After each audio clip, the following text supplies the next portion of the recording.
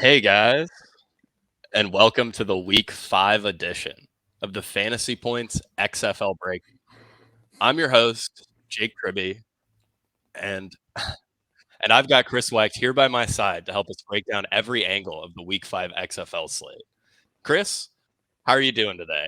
And how did your DFS lineups fare in Week 4?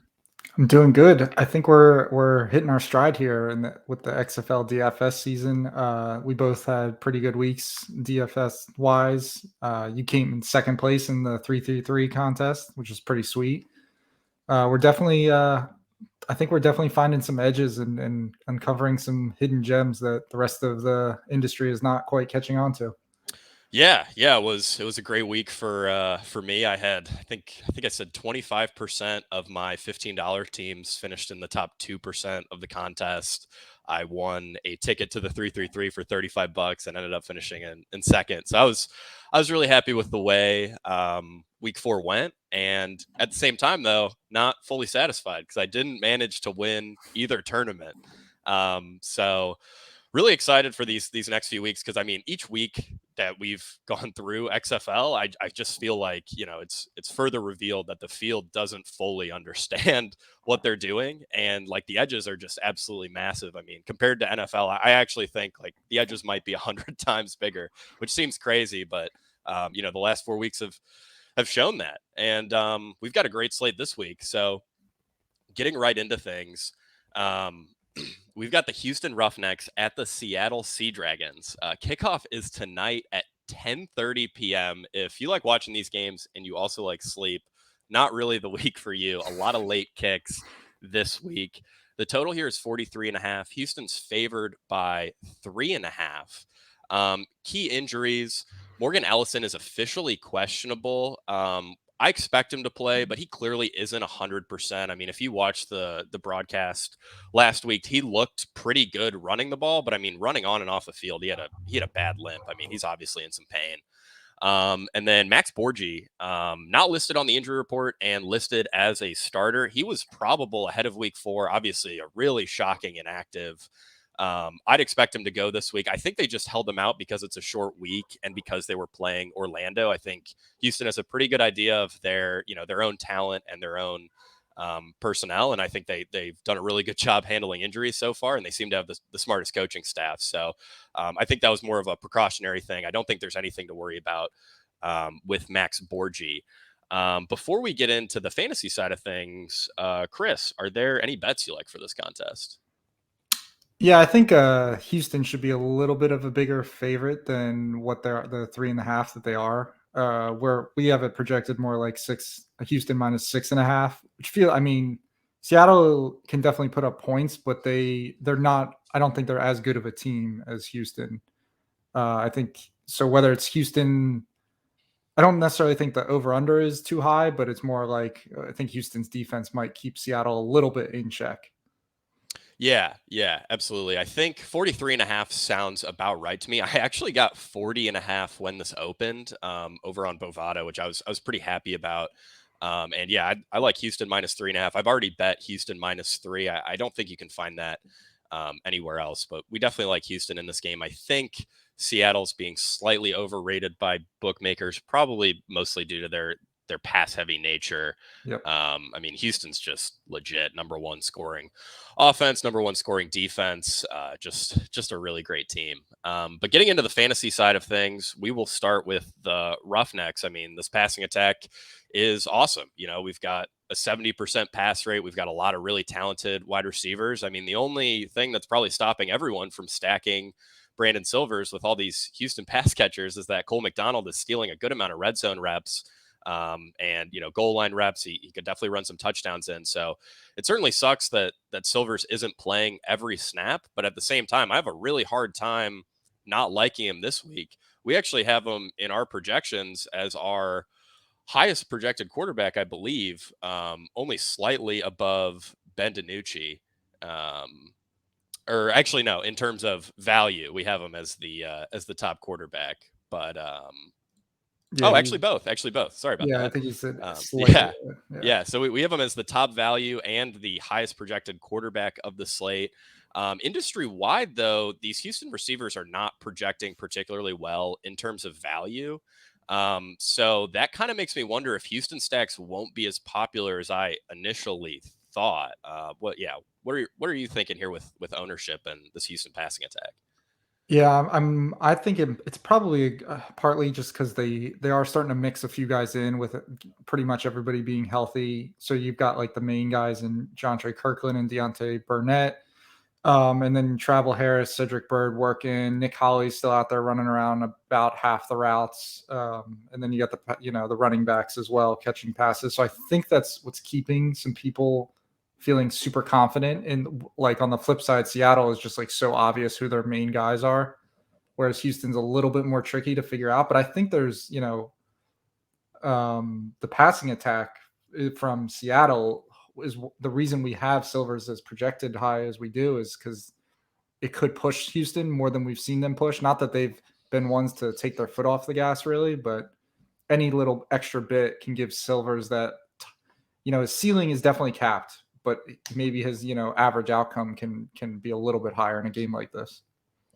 Yeah, absolutely. I think, when it comes to the Houston receivers, Travell Harris, Deontay Burnett, and Jontre Kirkland are all going to be pretty popular on Silver's lineups, and I think they're all plenty viable. Nick Holly and Ben Putman, might project okay in some spots, but I don't really like either guy. If I am dipping down, Cedric Bird is worthy of mention. He had an 80% route share last week. He's playing pretty much exclusively slot for them, so I don't think he has. Yeah, I don't think he's super live to catch like a deep touchdown or anything like that. But he could see 5, 6, maybe 7 targets, and he's fairly cheap. So he's probably my fourth favorite option overall after the big three in Harris, Burnett, and Kirkland. But there is a guy who's kind of a galaxy brain play who I really like for Houston in Justin Smith. We've seen AJ Smith talk him up in the same light as Deontay Burnett and Jontre Kirkland. And the problem is that he plays the same position as those guys. He plays outside wide receiver. They play exclusively outside. He plays exclusively outside. So he's only earning, about 10 routes per game. He did see a season high in route share last week at 29%, along with 3 targets. And I pulled this stat, which I thought was pretty telling. I mean, he's the minimum price. He was 0.1% owned last week. He's the minimum price again this week. He's definitely going to be sub 1% owned. If he had caught a deep target that Brandon Silvers put right on his hands, he would have had a 68-yard touchdown and finished last week with 16.6 DraftKings points. So, like, that's the upside there with Justin Smith. Obviously, a guy who's running, 10, 12, maybe 15 routes on the high end in a game isn't a super appealing target. And I get that. And the field's going to think that too. But, if I'm playing 15 or so Silvers teams, which I think I probably will, I'm going to want Justin Smith on at least 1 or 2 because I think the upside there is actually pretty decent, just especially given how much these coaches seem to like him. I mean, the broadcast last week mentioned that, AJ Smith said to them during like the pregame festivities or whatever, that they need to get that guy more involved and that they're super excited about him. So it feels like Justin Smith is gonna, he'll have a breakout, he'll have a big game, and it's just a matter of time. But obviously for an individual week like this week, it's pretty high risk. So that's my Justin Smith pitch. But yeah, he's only getting 10 routes a game. So this feels like one of those things where the coaches just keep saying, "Yeah, we got to get this guy more involved," and then it's like, "Well, you call the plays, you choose who's out there," and they just continue. It's like, "What do you mean we got to get him more involved? It's just if you want to, it's in your hands." Yeah, and you go. I was just like, I don't think he's a bad play. Like I think he's perfectly fine as a punt play. I mean, like other guys that you would be punting off in that 3K range, like Lance Lenore, Caleb Van Der Esch, like they might run more routes, but they're on way, way worse offenses. So, there's no reason that Smith can't be as viable as guys like them too.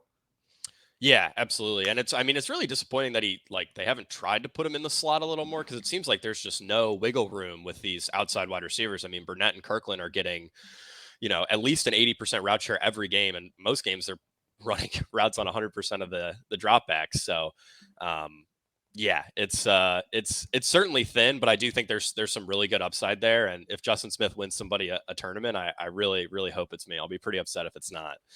The running back room for Houston, pretty interesting. We've got Max Borgi, obviously expected to play. He's like, the XFL's Christian McCaffrey light.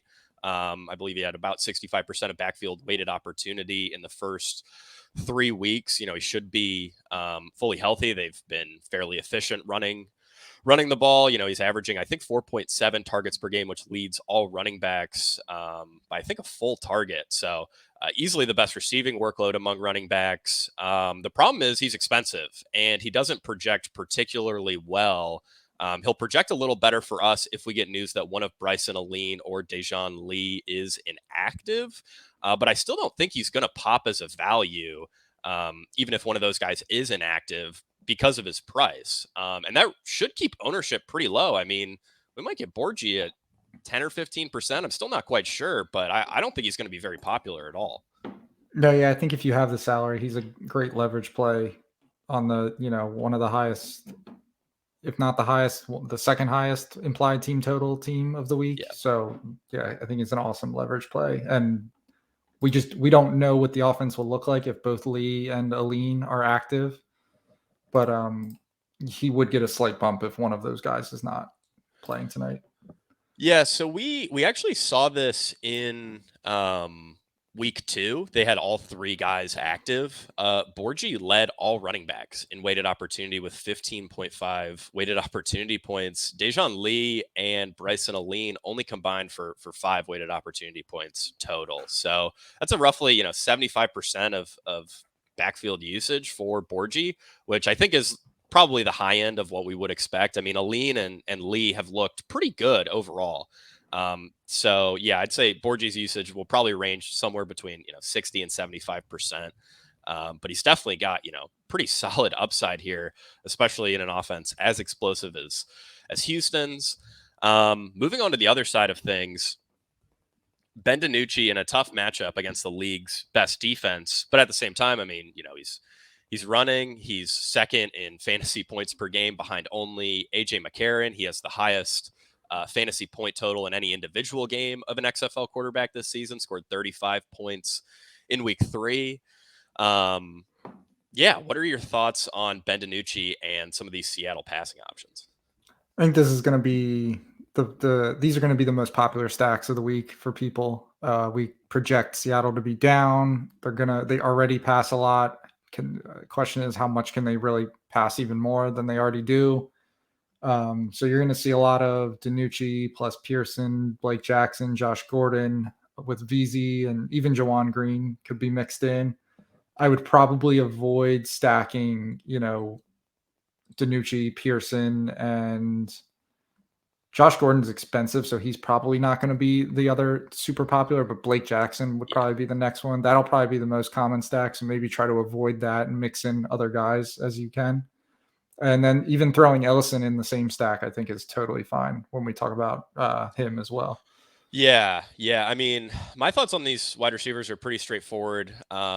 I think Josh Gordon is a little interesting just because he's so expensive. He's pretty hard to get to. I mean, only 100 less than Ja'Cory Pearson, and it doesn't matter what projection set you use. I mean, he's going to project notably worse than Pearson. So he's kind of an interesting contrarian option. And I also wrote up Jawan Green this week as another solid option. He's had, I think, about a 65% route share and somewhere around a 12% target share these last 2 weeks, which, in the Seattle offense is pretty solid, especially at only 3,700 on DraftKings. I don't think anyone's going to play him. You could also say similar stuff, though, about Jordan Vesey, who's 4,900 and projects similarly to Jawan Green. Jawan Green is a better value overall, but neither guy should be very popular. So, are you worried at all that Josh Gordon's route share has been trending down basically since week 1? I think that's because they just want to get, like, they seem to have pretty defined roles for these wide receivers. Jawan Green, VC, and Gordon are all sort of outside guys. So I think they just want to get Jawan Green a little more involved. I still think, like, when Gordon's on the field, they're giving him targets. Right. He's a guy they like to throw to in the end zone. They've thrown to him on some of these 3-point conversions, which are pretty valuable for fantasy.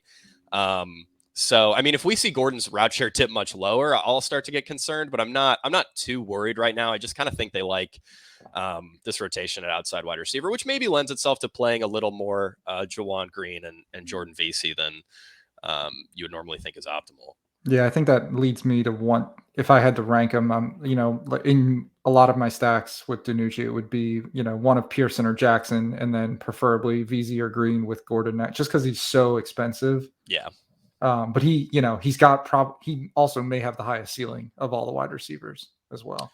Yeah, he might. I mean, we saw it in week 3. He's still got it. So, Yeah. the Seattle running back room is a little interesting. I mean, Morgan Ellison is legitimately questionable, as we acknowledged. I expect him to play. Last week he was questionable, and he tweeted that he would play, which was a great hint. We have not gotten that tweet this week, so I'm not sure if that's a bad sign or if he just hasn't checked his phone. But yeah, Morgan Ellison, I think is, a pretty solid play if he goes. I would expect, at least a 60% route share here, probably 75% of backfield weighted opportunity. They also have Darius Bradwell and TJ Hammonds. Hammonds provides basically nothing as a rusher. He's just a receiver playing running back. Darius Bradwell is, probably a pretty dang good play if Ellison sits. But I don't want anything to do with him if Ellison's going to be Yep. active here. Yeah, how are you going to handle this Seattle backfield? And do you think Ellison's going to be pretty popular? Because I kind of lean yes. Really, I don't know if he will. I think people will prefer the passing attack for Okay. Seattle, and then with Houston's defense looking pretty legit, I don't know. I think people will get a little scared off of Ellison. I'm not. He'll definitely still be 15 to 20%. I think, Hmm.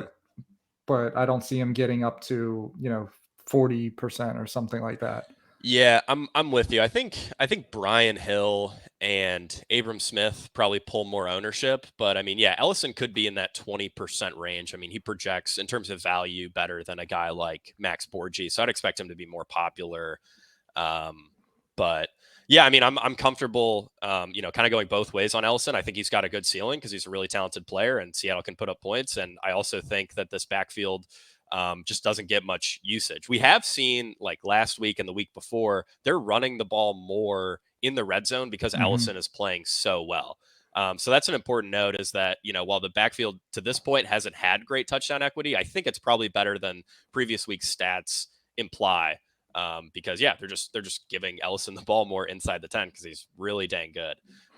But he might only be 85% as efficient as he normally is, given that he's clearly in some pain here with this knee injury. Right.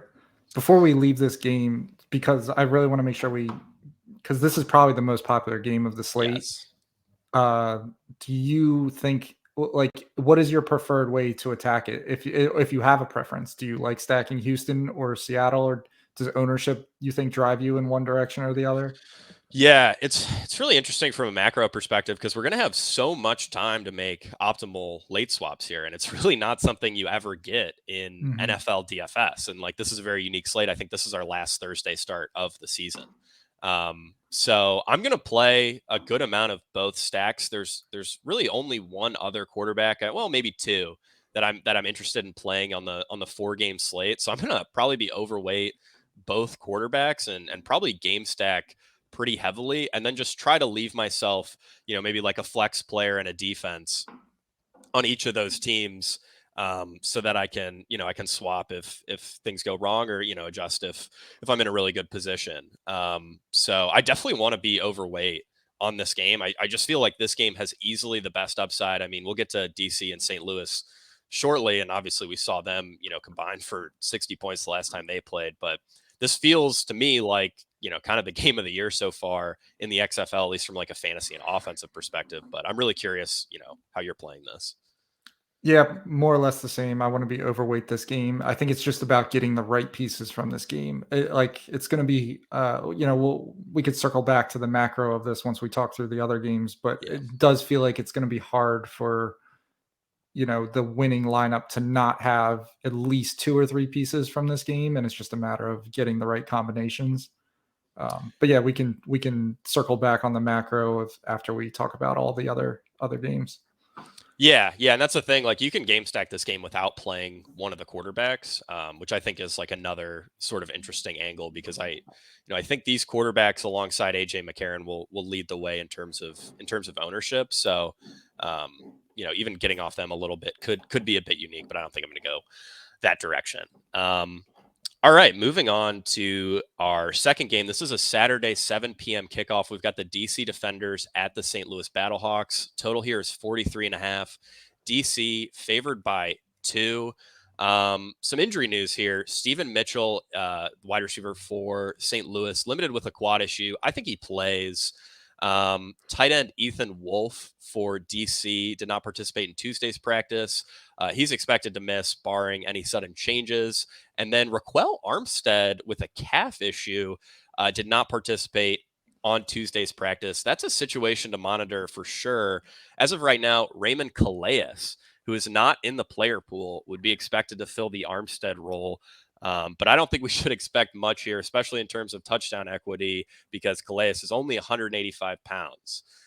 So if Armstead somehow sits, it's definitely a boost for Abram Smith because he's not going to lose any red zone touches to anyone else in this backfield outside of these quarterbacks.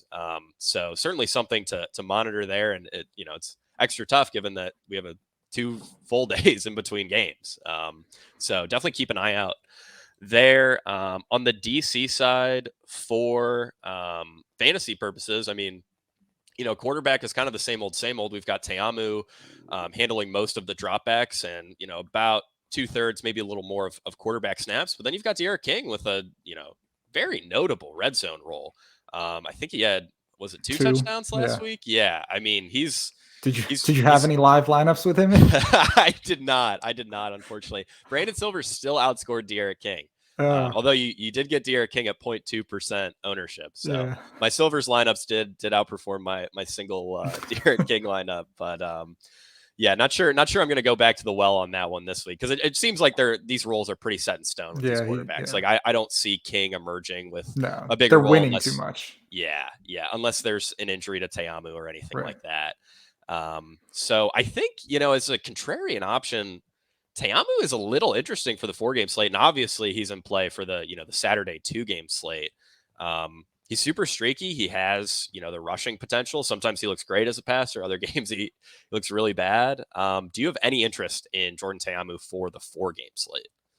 Yeah, I don't think he's bad to mix in. I'll have to play with lineups a little bit more because he is like $1,000 cheaper than Silvers and Danucci. So maybe he allows you could play Teamu and literally play no stacks with him. Yeah. But then basically still be stacking Seattle and Houston. But if maybe that extra $1,000 helps you get, another high level receiver from that game or a one-off from some other game. But I think stuff like that might be kind of interesting. Yeah, I mean, I really can't understate just how good his touchdown equity is. In terms of inside the 10 carries, Abram Smith first. Jordan Teamu only has 1 less than him. He's second. Derek King is 4th. I mean, DC is just running red zone plays like seemingly all game, and they're all read options. Some of them are just design quarterback runs. So I do like that call that you can just, play Teamu. And yeah, I mean, you could stack all these wide receivers from our first game and then, play Teamu and a few other pieces from these final games. On the wide receiver side for DC, I think this is a pretty interesting conversation here. We have Lucky Jackson leading the way, but then you've also got guys like Chris Blair, Jaquez Izzard. I'm really not sure what I'm going to do with these guys. I wrote up Lucky Jackson as, a pretty solid value play, but I did say, he's probably going to be popular. And I think Chris Blair is, a reasonable pivot if you're concerned about ownership. Chris, what are your thoughts here? There's a low passing offense, but they have room to spike because of, they're clearly the guys and they're so cheap compared to other wide receiver 1s and 2s in the XFL. So I have no problems with them. It's not something I'm looking to do. But I have no issues if you want to throw in a Lucky Jackson or a Chris Blair. So just because, the team total is high. So somebody's got to score the points here if we think they're going to score as many points as we do. Yeah, for sure. I mentioned Izzard previously. Josh Hammond is actually the wide receiver 3 here. We have Hammond with a significantly higher. He's actually out there a good amount. Yeah. Just doesn't seem to have any kind of explosiveness to him, really. Like they run screenplays to him and Lucky Jackson. Mm-hmm. And Lucky Jackson actually looks like he can do something with them, and Hammond just doesn't really give you much, and he's way more expensive. So yeah, I mean, if you're really trying to get unique with Teamu stacks, which I don't think you need to, but maybe on the 2-game slate, Hammond has a little juice there. Hmm. Yeah, I think these guys are interesting, especially because I would expect, and I mean, Vegas expects this to be kind of a pace up spot for DC. I mean, we saw St. Louis really push them the last time these teams played. So, maybe that could force DC to throw a little more, which would obviously be good for these wide receivers. The backfield, we've kind of already covered it a bit, but Abram Smith projects really well for us.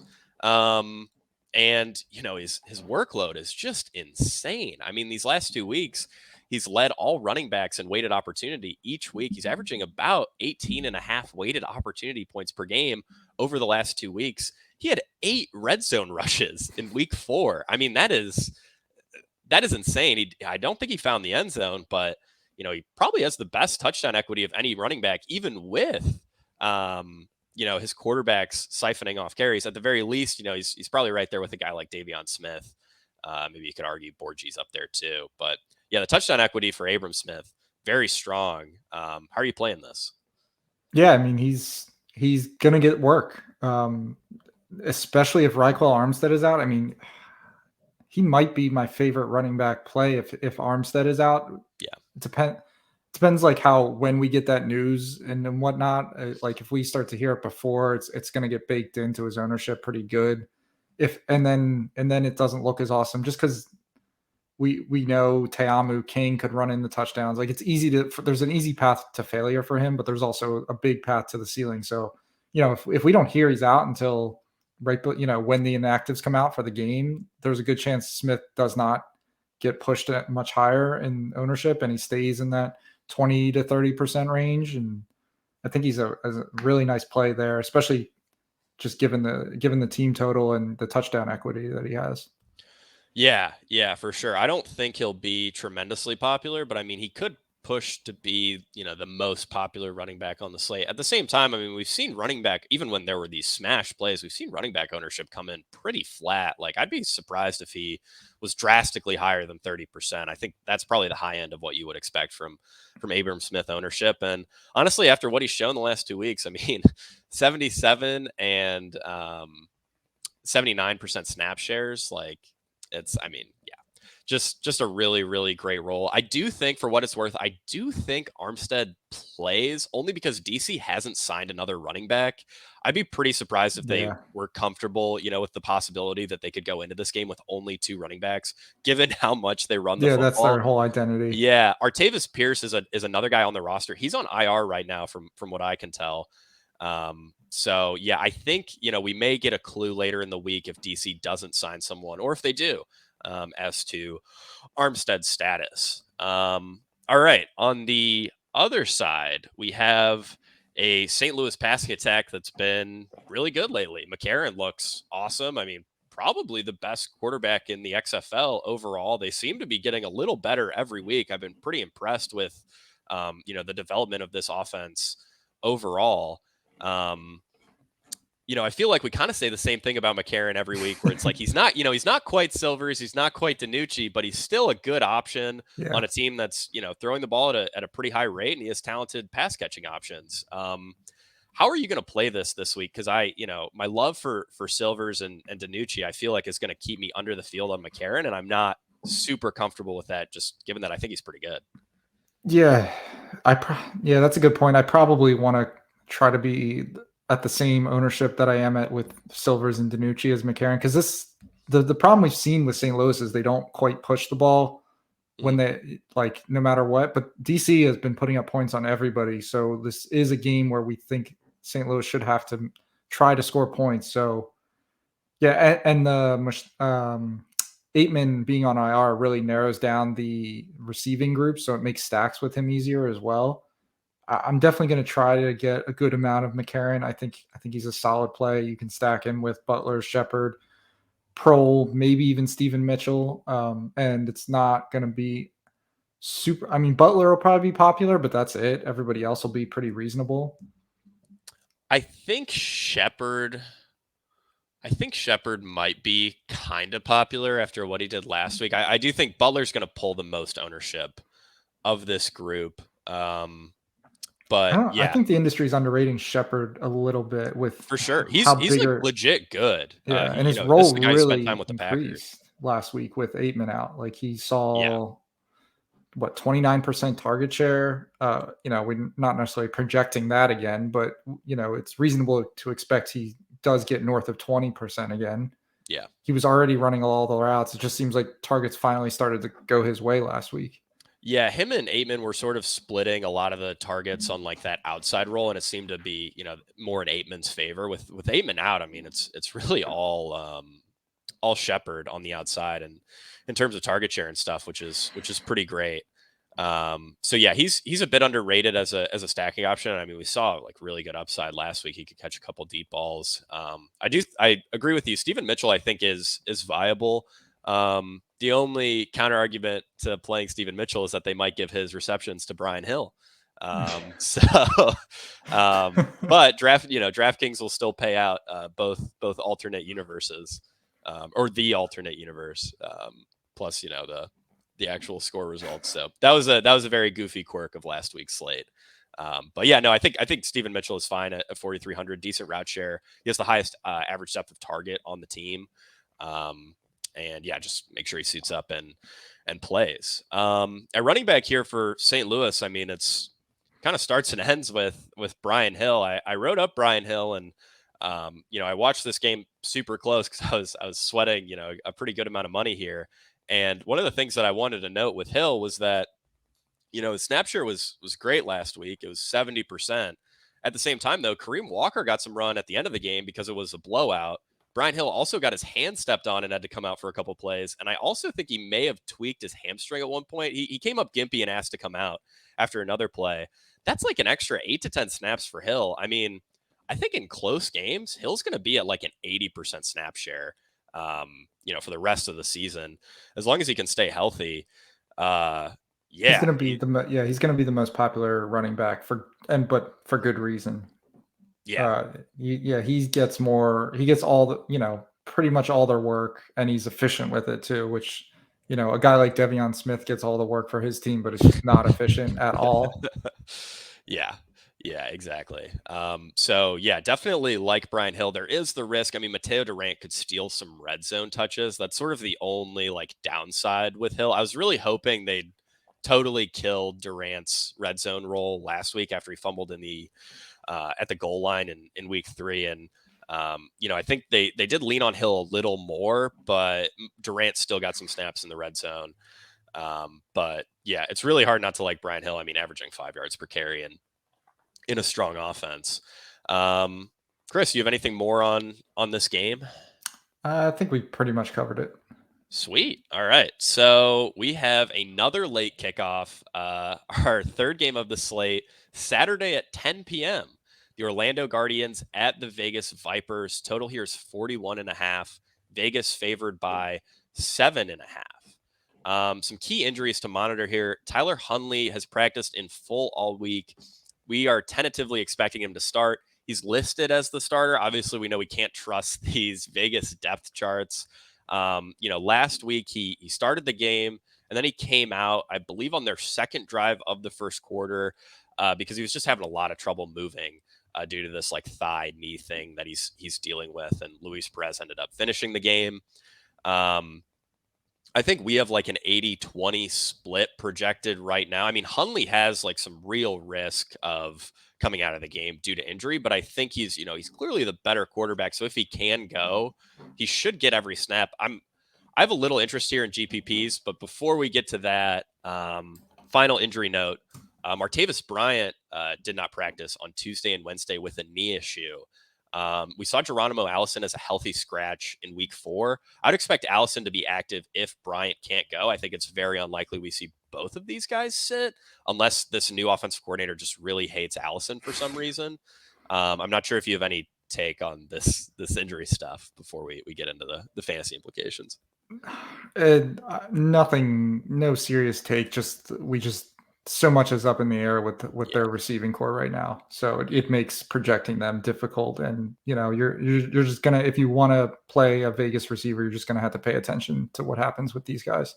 Yeah, for sure. I mean, we know about Jeff Badet, but yeah, these other guys we're gonna have to monitor. Let's start things off on the Orlando side. Orlando, actually has 4 quarterbacks on their roster right now. DeAndre Francois is probably going to miss this game with a concussion. Quentin Dormady found not guilty of being a mole for some other XFL team. I don't know what happened there, but he's still technically on the roster. He hasn't practiced since week 2, though, so we don't expect him to play. It's going to be Quentin Flowers and Paxton Lynch at quarterback, with Lynch getting the vast majority of the snaps there. But I would expect a package for Flowers. I mean, they obviously aren't very happy with the quarterback play that they're getting from Lynch, and that's why they were rotating Francois in there to begin with. So, and it's it's kind of tricky, because if you project Lynch for most of this role, which I think we do right now, he actually kind of pops as a value, but I mean, I have a really hard time liking him as a play. Yeah, projections make him look better than he probably is, and he and he's going to be played a decent amount, I think, because of it too. Which it's just so hard to imagine him being a guy that you need. He's cheap. He's cheaper. He's 8,000, but he's not like, I think we had Brent Hundley at like 6,000 something back in his first game. Like, that is a cheap quarterback. Yeah. So I don't think the savings are quite worth what the payoff would be if you do want to play him. Yeah, I'm with you there. I certainly don't love Lynch, especially if he's going to be popular. If you told me I could get Lynch at like 2, 3, 4%, I'd be like, okay, I'd think about it. Yeah, sure. But yeah, if he's going to be like 10% or something, I mean, I don't want anything to do with it. The Orlando backfield, before we get to these receivers, I think the Orlando backfield is really interesting because Devin Darrington, like, absolutely smoked John Martin in weighted opportunity last week. I believe it was 9.5 to 3.4, but their snap share was the same. It was 33% for each guy. Obviously, John Martin not really in play at 6,600. Devin Darrington, though, at 3,000 projects as a top value industry wide. He's projects as a value for us, and yeah, I'm really curious on your thoughts here, because it feels like a very dangerous situation to me. Yeah, playing a lot of Darrington makes me really nervous. Yeah, I don't think I'm gonna do it. I mean, he's a perfectly fine value play, but kind of what you said about a guy like Justin Smith, he's what is the upside with Devin Darrington? Like, he might pay off his value, and I guess it's kind of nice that he plays running back and can fill that hole. But I think we're starting to see some bell cow running backs emerge with Borgie, Hill, and especially Abram Smith if Armstead is out. So it doesn't feel like a week to me where I want to just kind of get my value at running back and go elsewhere. I think I'd rather take shots on, Lance Lenore, Van Der Esch, Alize Mack, Justin Smith, some of the receivers that could really pop for me this week at that price point. Yeah, I'm with you. I think it's tough though, because like in previous weeks we've sort of had at least a little bit of running back value all the way down in terms of the salaries. This week though, it's kind of like once you get below 6K, there just really isn't No, there's anything. not a lot. So I think that will make people drift to Darrington. But a point that I made in my write up this week is that the Orlando backfield, 9.6 weighted opportunity points per game. That's for the entire backfield. That's 47% worse than the second worst team. Like, this is they're not moving the ball at all. They're not scoring touchdowns. This backfield has almost no TD equity. And yeah, Paxton Lynch could, they have rushing quarterbacks, so those guys could steal the rushing touchdowns if they get into the red zone. Plus, the implied team total here is only like 17 points for Orlando. So Vegas doesn't expect much scoring either. So it's really high risk. I mean, the projections look good, but the context behind the projection makes me really nervous. We should mention that so Vegas has this over under at 41 and a half. And when we were trying to project this, we tried to get it even close to that, and we really couldn't. We're significantly lower than that. Or like you said, Orlando, Vegas has them at 17 points. We have them more at like 15 points, so even lower. So it just really, really is not a lot of scoring upside in this game, we think. Yeah, no, yeah, I definitely like the under here. I've been thinking about betting Orlando plus 7.5. I just can't quite pull the trigger because I feel like if Hundley plays the full game, 7.5 is pretty close to right. If we knew Perez was going to play the full game, then yeah, I'd be pretty comfortable with Orlando plus 7.5.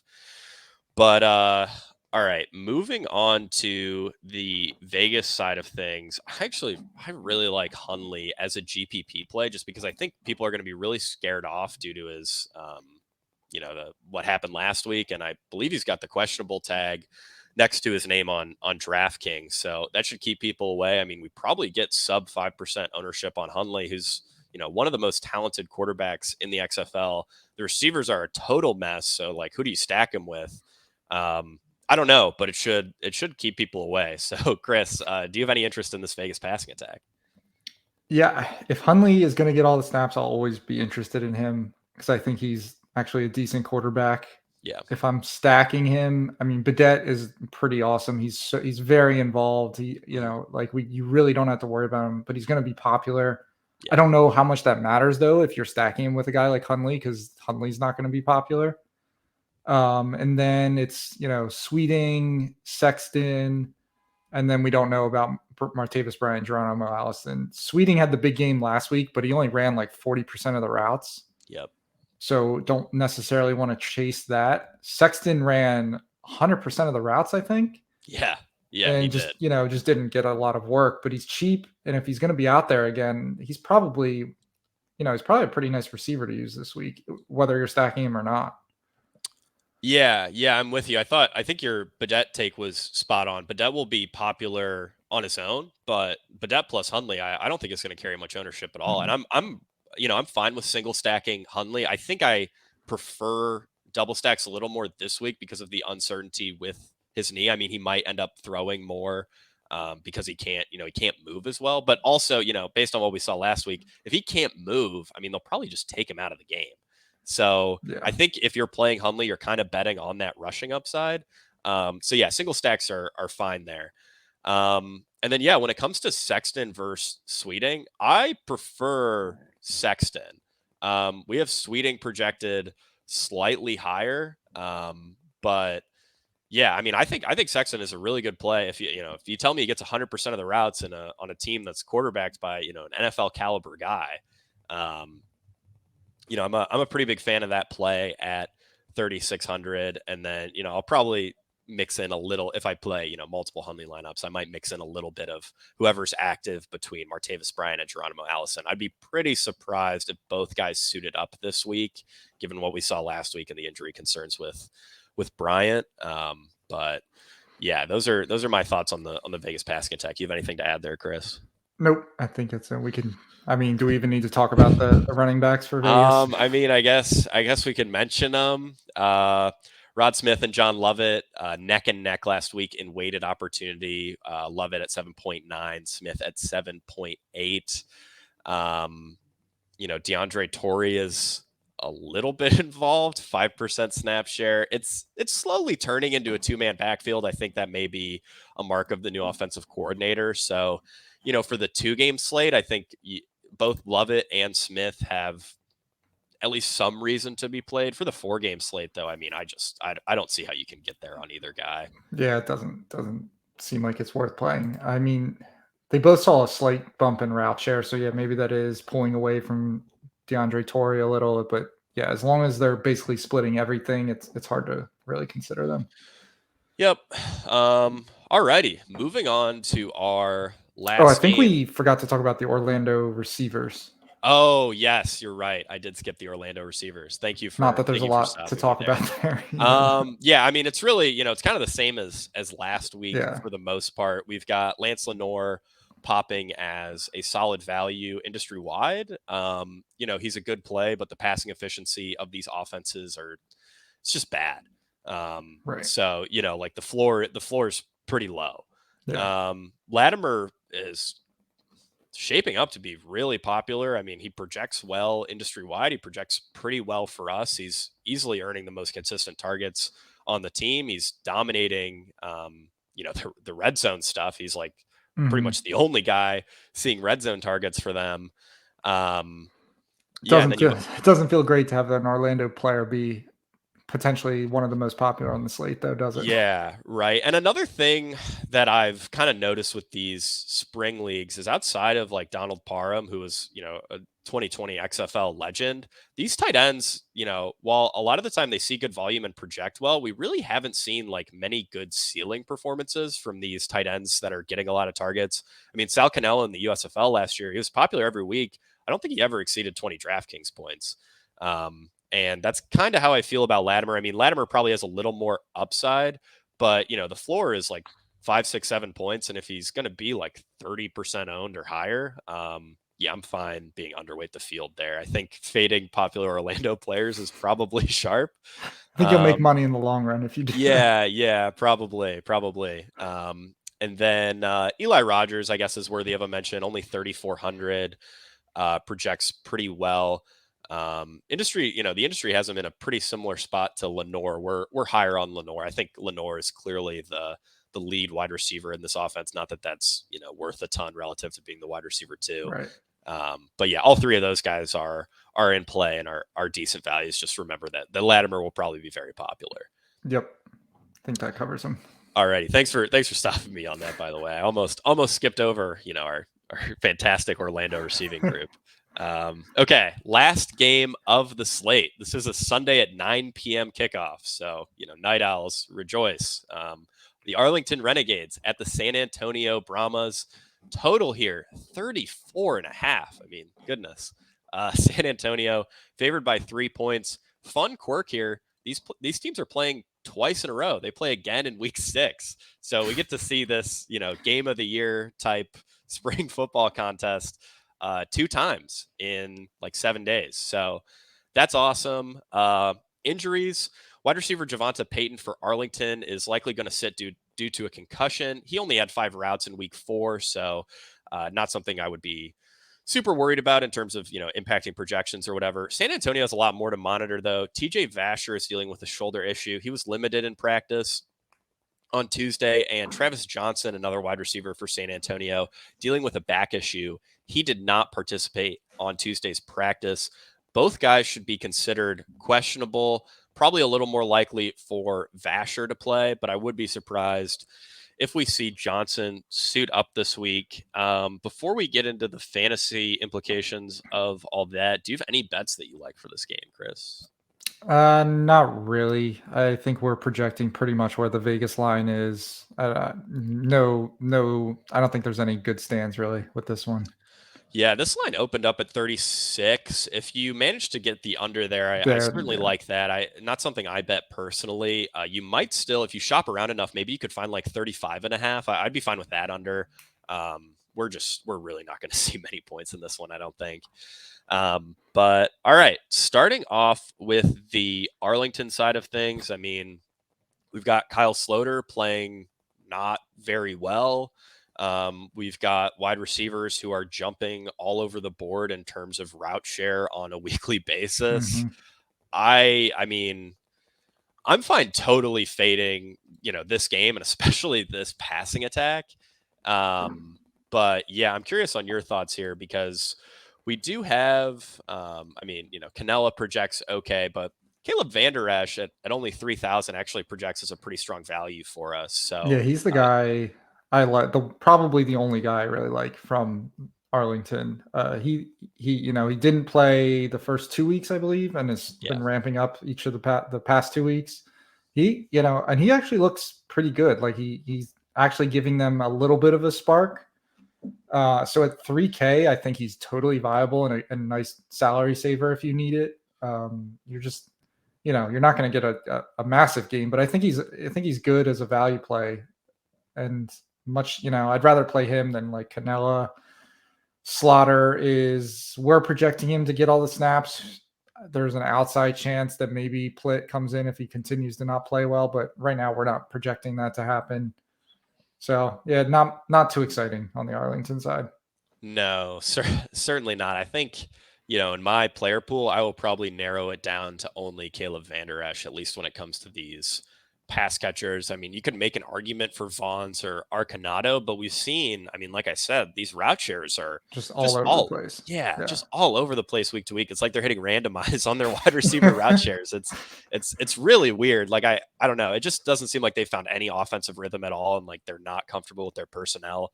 It's just very strange.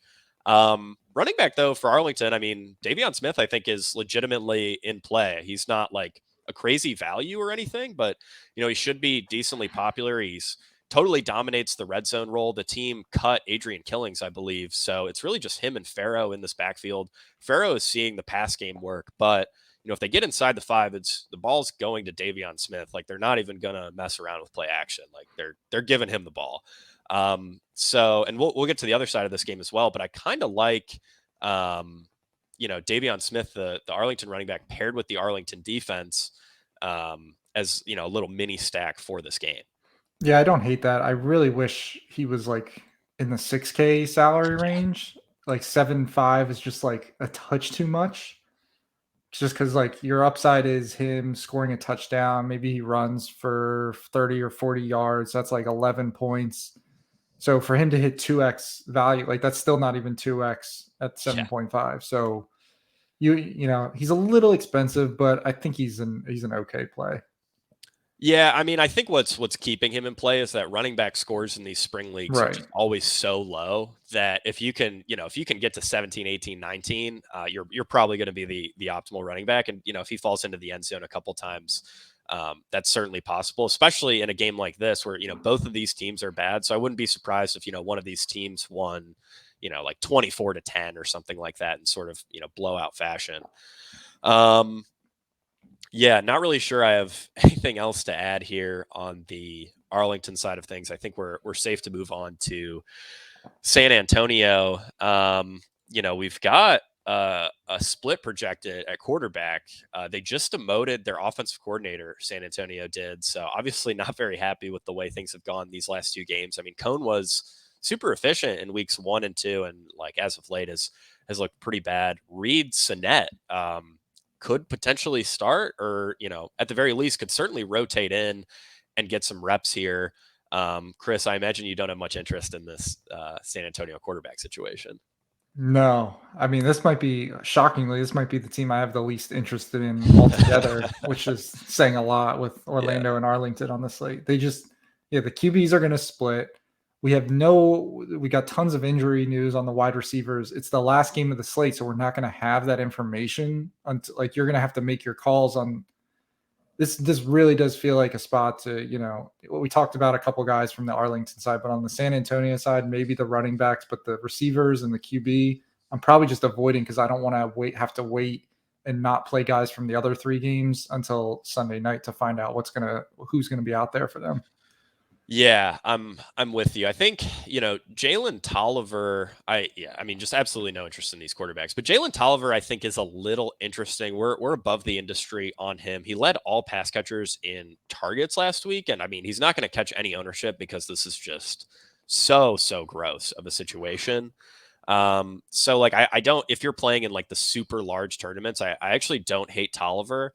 And both Alize Mack and Fred Brown project as decent values. I think Fred Brown had a near like 100% route share last week, right? Yeah, he was out there a lot. Yeah. So like both of those guys are fine, but I mean with the brutal QB play and stuff, like I'm kind of viewing San Antonio the same way I am Arlington, where maybe I'll play some of these value guys. Maybe I'll have a lineup or 2 with Tolliver, but I mean, most of my exposure here is probably going to be to like Kalen Ballage and the defense. I mean, mostly the defense. Ballage is like Davion Smith if Davion Smith lost 25% of his red zone work to his backup running back. So I can't imagine that's a very tempting proposition to a lot of people playing DFS, and that should keep ownership pretty low on Ballage because just like Davion Smith, you need him to fall into the end zone probably twice. This again, if he was in the 6K range, it's way more tolerable, but he's in 7.8, so it's just tough. Yeah, it's really tough. If you told me I'm just gonna totally X this game out of my player pool outside of the defenses, I would say that it's okay. That makes a lot of sense. Yeah, totally okay. It's a very unique slate, and I think this kind of leads nicely into macro thoughts. It's a very unique slate in the sense that all the points I think are going to be scored in these first 2 games for fantasy purposes, and then you've got sort of like this mid-tier game with Vegas and Orlando, and then just a horrific game on the last day to close things out. Chris, I mean, I know we've kind of already talked about it, but do you think there's, can this second game, can DC and St. Louis keep pace with Seattle and Houston? Because I do think there is an argument to fade the first game, and it's not one that I'm really buying into, but it's that Seattle and Houston are the league's top pass defenses by passing yards per game allowed. So maybe this game is a little bit more of a slugfest than than we maybe expect.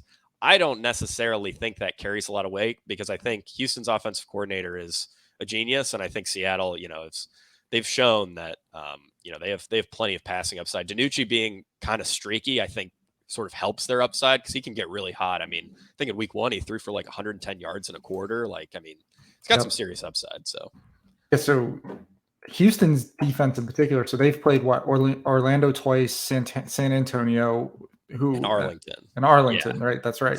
So all teams that we are pretty below, we now know are not good offenses. So there's a chance. Well, I mean, we think their defense is pretty good. I'm not gonna say it's not, but there's a chance that a team that actually is functional on offense, like Seattle, could get this game going. And I'm buying a little bit more into that route than trying to fade this game. I don't think it's not projecting to be as popular as I initially thought it was when I saw it was on the slate. So I'm probably not going to fade it. I think there's going to be a hard time where there's not at least 2 or 3 players from this game in the winning lineup. It's just a matter of getting the right ones. I think there's plenty of different ways to play it, and I think that's how I'm going to attack it. Yeah, I'm with you. I think this is a much better week to play DiNucci than like last week. I mean, last week DiNucci was like 50% owned across the board, which just wild. This week, I think people are going to be off him a little more because of the defensive concerns, the idea that the Houston defense is really good. And I mean, they probably are, but playing Orlando twice and San Antonio and Arlington is really going to jack your numbers up. So yeah, I do really like this first game. I mean, I guess I just hope it doesn't catch a ton of ownership. I think if these quarterbacks combine for like 60% of quarterback ownership, I'll get a little nervous that I maybe made the right call going harder on this game. But I don't know. I mean, I think McCarron, Teamu, Lynch, like they're all projecting well enough industry wide that they should soak up some decent ownership. Yeah, it's just tough. I do think this game will be a little more popular than people think, though. Another thing that I've noticed, like macro wise, is that guys who don't project, maybe top 10 values at their position or whatever, for the most part, are just going like way under owned. Like sometimes you only need to step down like a point and a half to get from a guy who's like 8 or 10% owned to a guy who's like 0.8% owned. So I think that's like an important note. Like, I mean, Justin Smith, right? Like industry wide projected for, 2 fantasy points. We actually have him at like 4.5, I think. Not a huge gap between him and someone like Caleb Van Der Esch, maybe like 3 DraftKings points. And the ownership difference will probably be like 15% there. Like Justin Smith is going to be very close to 0. So I figured that was something I'd note. And then, people are really just blindly chasing value as well with these projections. I mean, we've kind of seen it with guys like Canella, some of these quarterbacks, Sloter in week 3, where he projected well, but we kind of said like, look, the upside here isn't great. And he was like, I don't know, 35% owned, or it was crazy. Yeah. So yeah, Chris, I'm not sure if you have any other like macro thoughts to close us out here. No, I think I think they would pretty much cover it. We have to touch on, we have a comment from our resident NFL draft guy, Brett Whitefield. Better snack, peanut butter or beef jerky? Oh, definitely beef jerky. I've always, when I was working at PFF and doing charting and stuff, I was always pounding the beef jerky and coffee. I feel like that's like the ultimate football guy snack. That's that sounds pretty much just like what I would expect. I'm going peanut butter. It's too versatile. You can do too many different things with it. Wow, Chris with the contrarian take. I think the ownership on that would heavily skew towards beef jerky. In the football industry in particular. Yes, definitely in the football industry. Alrighty, guys. Well, thank you so much for tuning in to the week 5 edition of the Fantasy Points XFL breakdown So happy to have you, and we hope to see you all at the top of the leaderboard.